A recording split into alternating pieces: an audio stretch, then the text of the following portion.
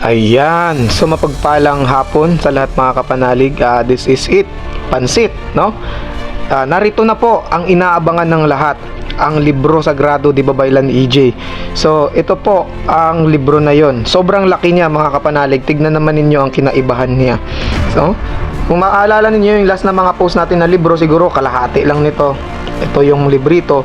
So ito naman ay doble ang size at ang laki. At huwag tayo babase sa laki at liit ng libro, no? Kundi ang basehan natin ang laman. Ano ba ang laman ng libro na to? So ating tatalakayin ang loob.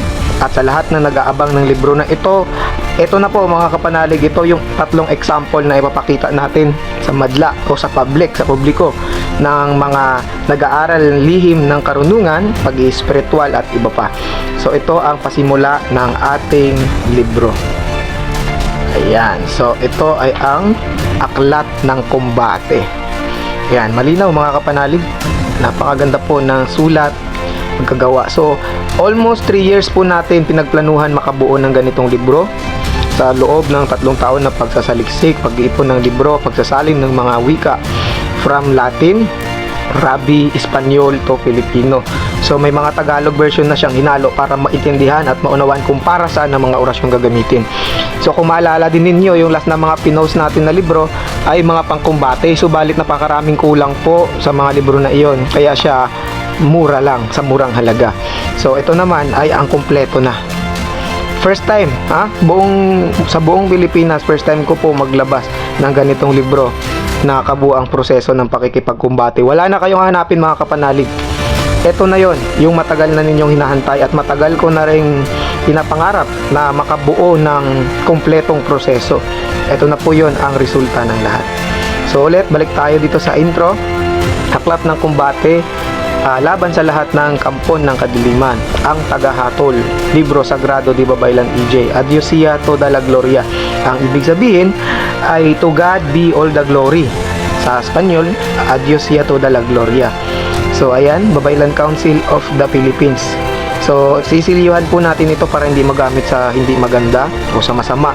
And then bago natin siya ipapadala sa mga kukuha, ay kailangan natin siyang konsagrahan, basbasan, kasi dito lahat to dadaan sa akin, no? Hindi po ito gawang Laguna, gawang Batangas, Banao, or saan man napagawaan ng libro o library. Mismo ang Babaylan Council na po ang nagbuo nito. Ayan.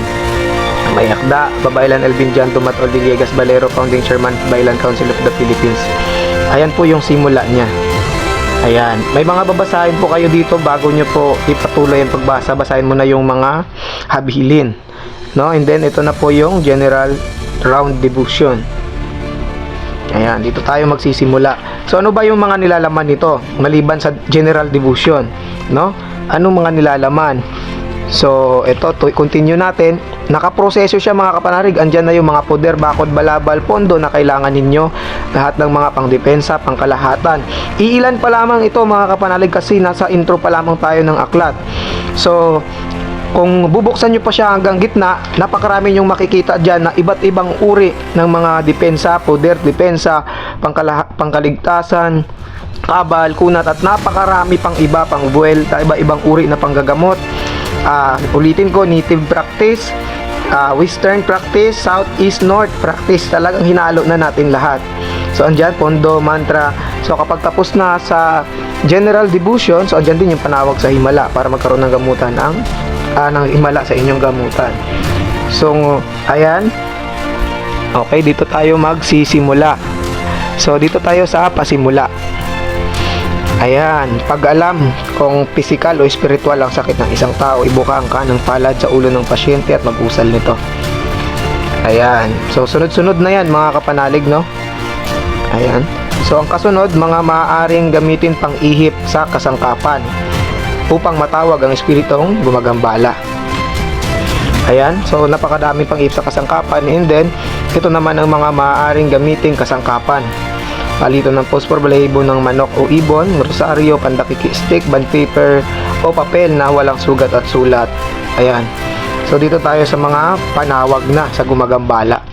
So ilang panawag sa gumagambala nilagay natin dyan? 4 mga kapanalig. Ayan, personal kong panawag nilagay ko na rin. Wala na kayong hahanapin. Ayan, panawag ng Infinito Dios. Ito siya. Tapos, ano pa? Panawag ni Metatron. Ayan, panawag ni Metatron. Palagi po natin ito nababanggit. Ang sumasampalataya ako sa Diyos na makapangyarihan sa lahat. Kagilagilalas, kagulat-gulat, kakilakilabot. Ayan, aliadoy kadas amara. So, dyan na po kompleto. Panawag naman ito ng Spiritu Medica. Iba-ibang uri na kamaraan ng panggagamot. Andito na po lahat mga kapanalig. Ayan yung pangpako at pangtali. So, ayan, pangkumbate. So, maliban sa pangkumbate, meron tayong tinatawag na saan na yan? Narito naman ang mga espesyal na pangparusa kung sakaling ayaw sumunod ng espiritong nakasapi sa iyong mga utos. Ayan, so yan, apoy ng Diyos, latigo ng Diyos o latigong kidlat, parusa ng divino. Ayan, kuryente ni Metatron, espada ni San Miguel Arcangel, mga pamarusa. No, napakarami pang iba. Kompleto to mga kapanalig, wala na kayong hahanapin. So ayan na yung mga pangpugot, panggilit, no? Kung sakali naman na hindi tablan, ay meron tayo, ayan, may explanation. Tapos ito yung mga pangwasak ng depensa ng kalaban. Ayan. So pangpagising sa pasyente. And then ang kasunod naman niya ay pang basbas at healing water, no? Ayan, healing water, andito yung basbas.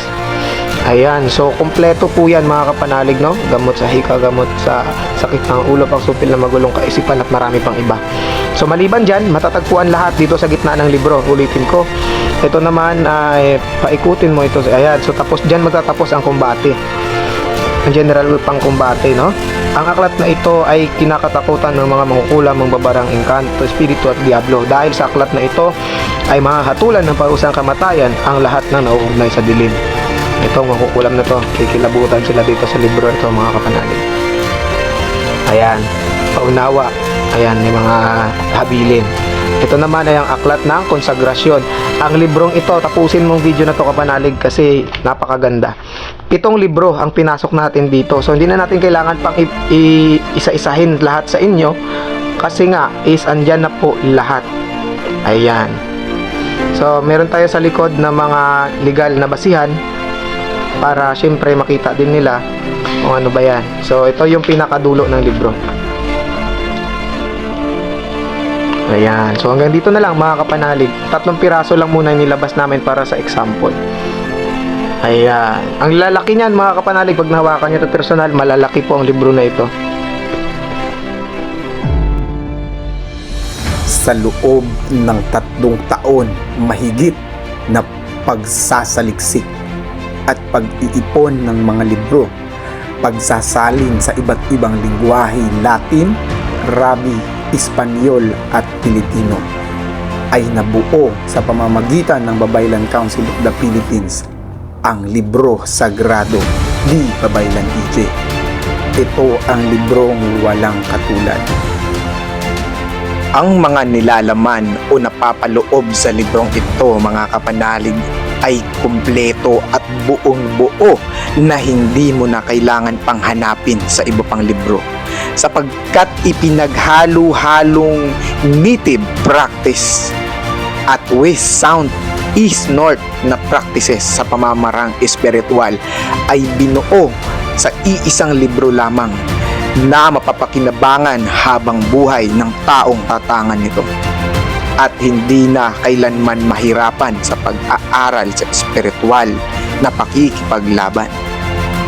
Matatagpuan lamang ito sa Babaylan Council of the Philippines.